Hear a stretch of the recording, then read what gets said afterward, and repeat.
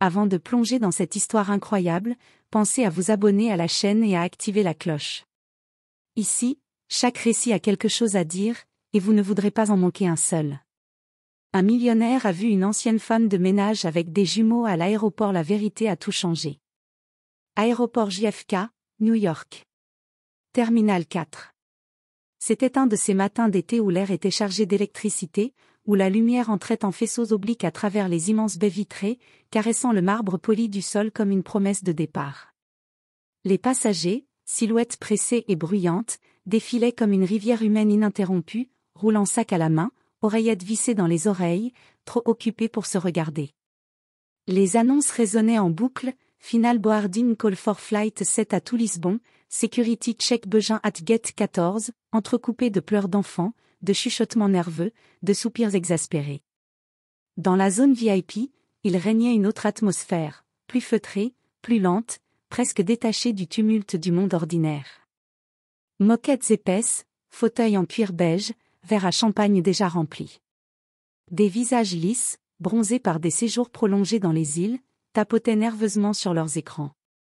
Assis au centre de cette bulle dorée, trônait un homme au calme glacé, Ethan Callahan, 48 ans, regard perçant dissimulé derrière des lunettes de soleil noires à monture fine. Son costume bleu nuit, cousu à la main à Milan, semblait taillé dans la discipline elle-même. Il portait à son poignet une Patek Philippe rare, offerte après l'introduction en bourse de sa société, Calatech, devenue en une décennie un empire tentaculaire de cybersécurité. À ses pieds, une mallette noire en cuir grainé, verrouillée par empreinte digitale.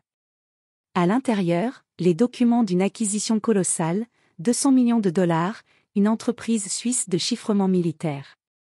Ethan ne transpirait pas. Il maîtrisait les chiffres, les deals, les silences.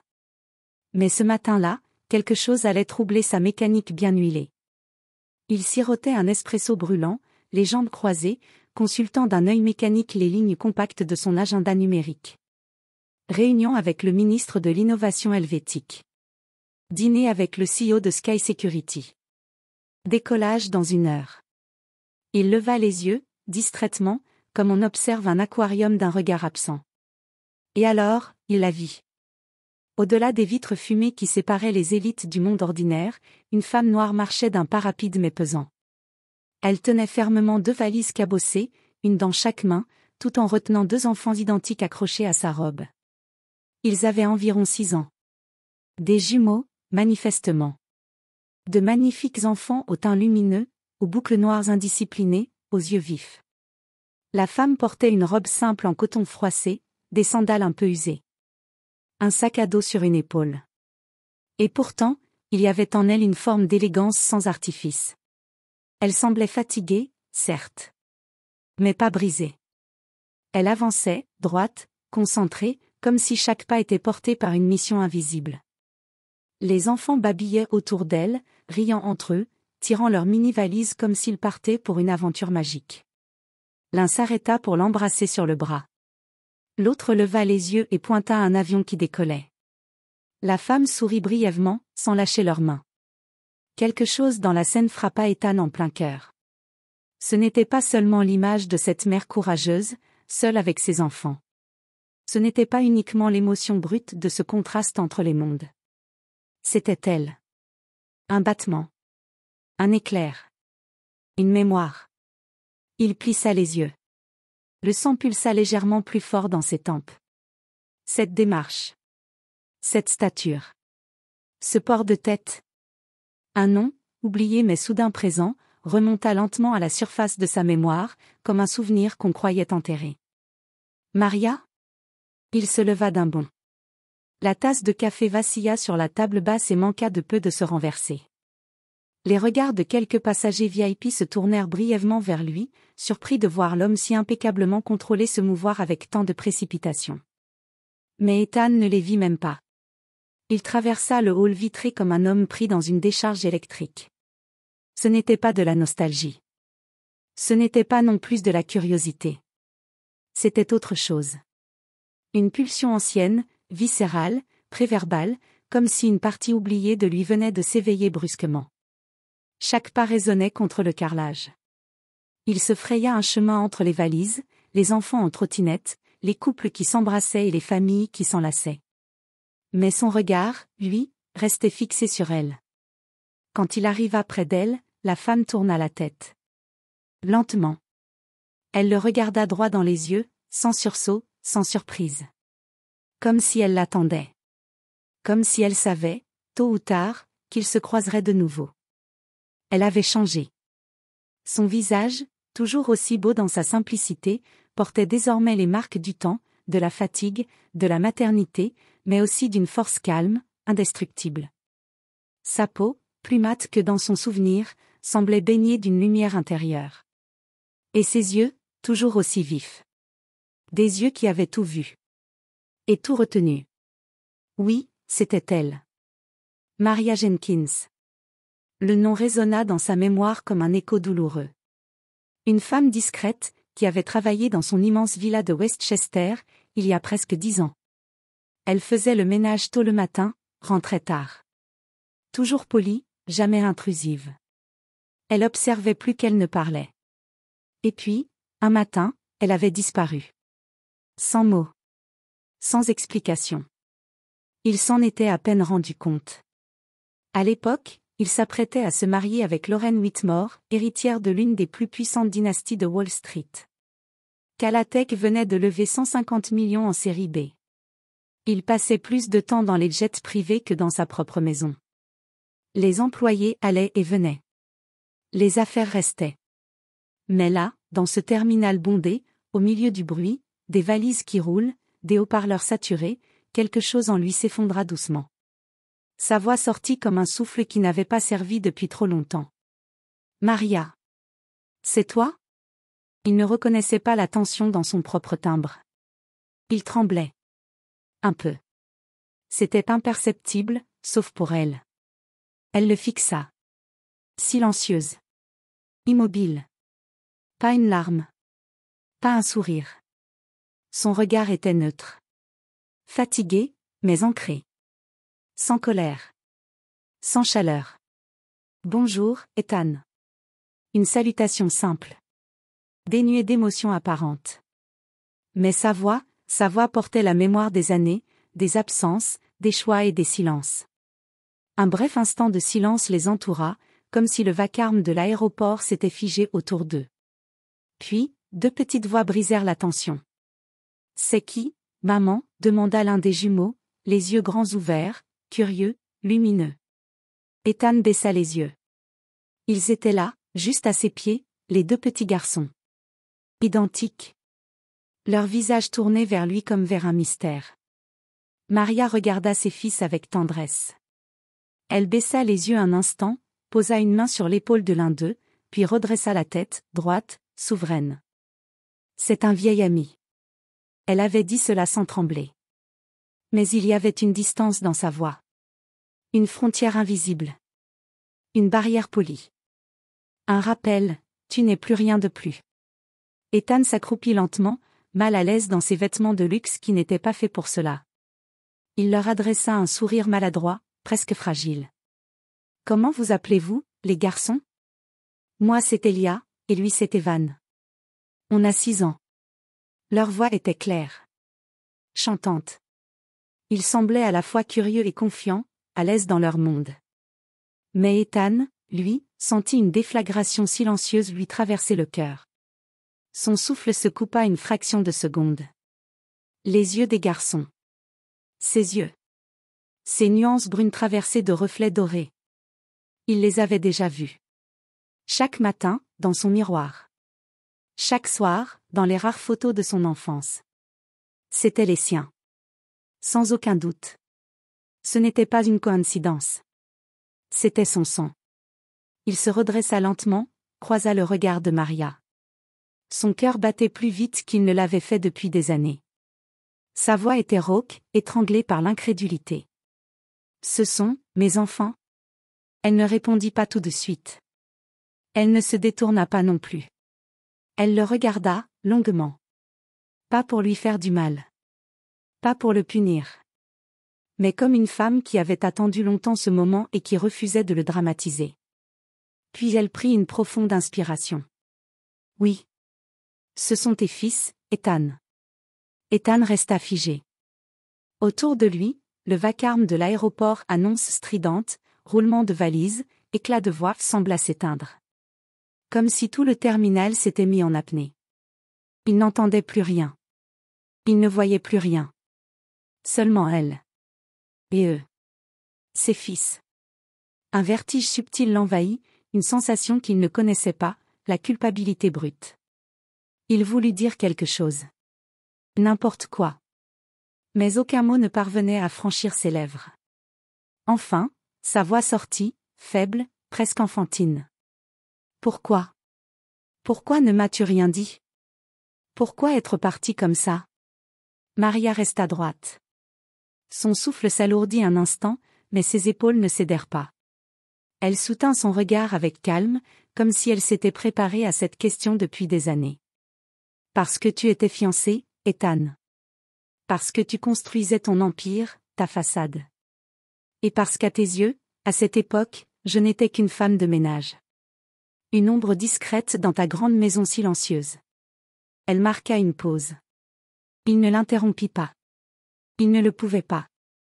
Le jour où je t'ai dit que j'étais en retard, tu m'as regardé comme si j'avais commis un crime. Et tu as dit, très calmement, ce serait mieux si tu ne faisais pas de vagues. Elle prononça ces mots avec une précision chirurgicale. Il les ressentit comme une gifle. Je ne me souviens pas t'avoir dit ça, balbutia-t-il, blême. Maria hocha doucement la tête. Son ton n'était ni accusateur ni mélodramatique. Il était factuel, lucide, tranchant. Peut-être pas ses mots exacts. Mais le message, lui, était clair. Tu ne voulais pas de complications. Pas d'ombre sur ton mariage, pas de rumeurs, pas d'histoire. Je n'étais pas un être humain à tes yeux. Juste un risque à gérer, un embarras à éviter. Les jumeaux, à quelques pas, s'étaient assis par terre, absorbés par un petit jeu d'avion jouet. Ils ignoraient encore l'ouragan silencieux qui passait juste au-dessus d'eux. Ethan baissa les yeux, honteux. Une brûlure lui montait au creux de la gorge. Il revoyait cette époque. Oui, il était arrogant. Froid. Obsédé par son image. Tout ce qui ne servait pas directement ses intérêts était relégué au second plan ou balayé sans ménagement. « Qu'est-ce que tu as fait ensuite ?» demanda-t-il, d'une voix plus basse. « Je suis parti. » Elle prononça ces mots comme une déclaration de survie. « J'ai quitté l'État sans me retourner. J'ai vendu tout ce que j'avais, pris un bus vers le sud. J'ai trouvé un petit studio dans le Bronx, puis un emploi de nuit dans un hôpital comme aide-soignante. J'ai travaillé jusqu'à la veille de mon accouchement. Et j'ai mis au monde 2 garçons, seuls, sans assurance, sans famille. Juste, avec mes 2 bras. Elle inspira, le regard toujours aussi limpide. Et je les ai élevés. Je les ai nourris. Éduqués. Aimés. Et je leur ai appris à ne jamais haïr un homme, même s'il a fui. Ethan chancela, comme si ces mots lui avaient fendu le sternum. Il regarda ses fils, insouciants, jouant à faire voler des avions imaginaires. Ils étaient beaux. Forts. Pleins de vie. Et ils n'y étaient pour rien. L'image était insupportable. Il sentit ses jambes mollir. Il se laissa tomber lentement sur le banc le plus proche, une main sur le front. Pour la première fois depuis peut-être 20 ans, Ethan Callahan ne savait plus quoi dire. Le silence qui suivit les mots de Maria fut lourd, presque palpable. Ethan resta immobile, le regard fixé sur les jumeaux qui jouaient, insouciants, avec un petit avion en plastique. Son cœur battait à tout rompre, et pourtant, il semblait suspendu dans le temps, comme figé par une question simple mais lourde de conséquences. Enfin, il brisa le silence, sa voix à peine plus qu'un murmure. « Où vas-tu » Maria croisa son regard et répondit, avec une fierté contenue et une lumière nouvelle dans les yeux. « À Londres. Elia et Evan viennent d'intégrer un programme international pour enfants à haut potentiel. Ils ont reçu une bourse complète. » Le poids de ces mots frappa Ethan de plein fouet. Londres. Un continent entier.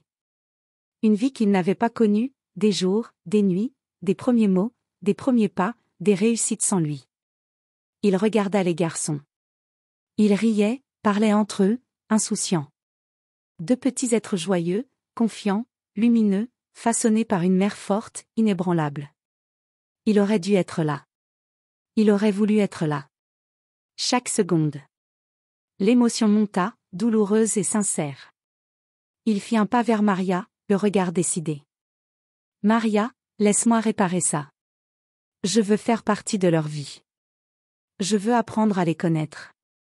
Je veux être leur père. Le silence s'installa à nouveau, plus lourd cette fois. Maria le fixa longuement, avec une gravité presque maternelle, comme si elle pesait chaque mot, chaque espoir. Être père, Ethan, ce n'est pas une demande. C'est un chemin. Elle marqua une pause, les yeux brillants d'une vérité dure mais juste.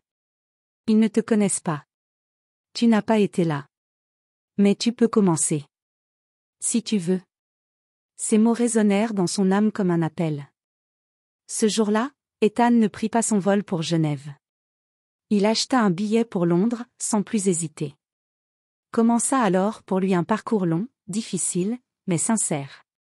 Pendant des mois, il participa à toutes les réunions scolaires par visioconférence, même quand le décalage horaire lui faisait brûler les yeux de fatigue.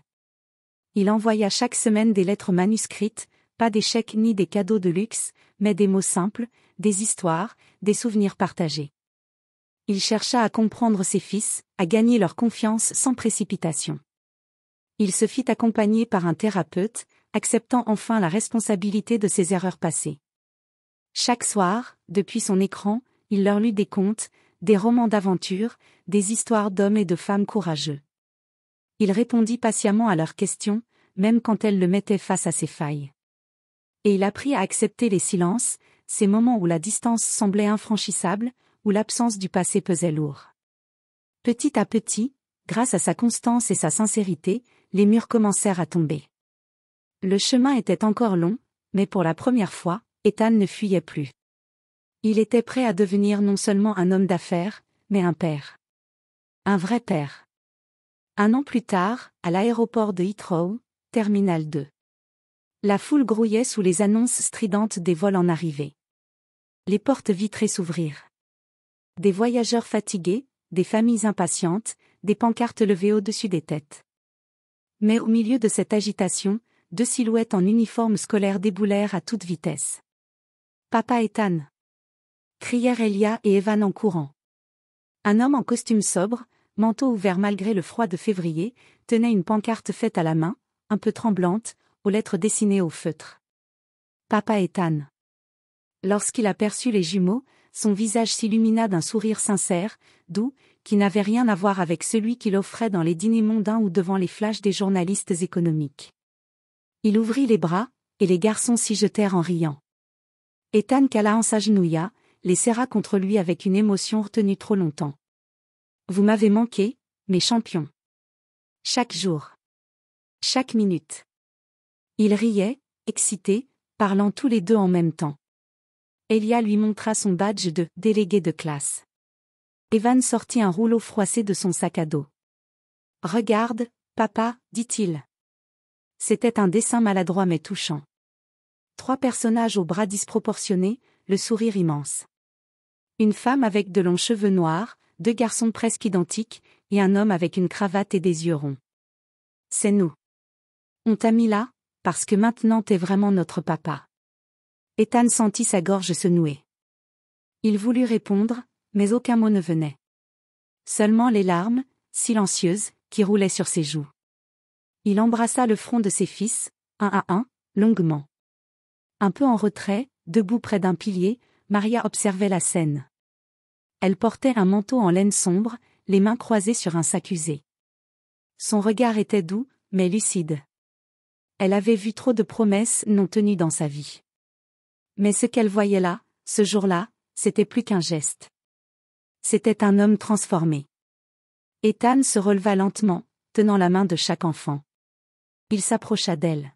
« Merci de leur avoir donné cette force. Cette lumière. Je veux la préserver, Maria. Pas l'acheter, pas la décorer. La mériter. » Elle le fixa un instant. Il n'était plus ce jeune homme arrogant de 28 ans, héritier d'un empire, ignorant des conséquences de ses paroles. Il avait changé. Pas en un prince charmant. Mais en un homme qui avait fait le chemin, pas à pas. Elle hocha la tête. Alors viens. On va rater le métro. Ils sortirent ensemble, les garçons courant devant eux, riant à pleine voix. Ethan porta une des valises, tandis que Maria rangeait le dessin dans son sac, comme un trésor fragile. Dans cette foule londonienne anonyme, personne ne savait qui il était. Il n'était pas Ethan Callahan, PDG à la une du Forbes. Il n'était pas l'homme à la fortune colossale ou le célibataire convoité des magazines. Il était un père. Et ce jour-là, dans le froid léger de Londres, c'était sa plus grande richesse.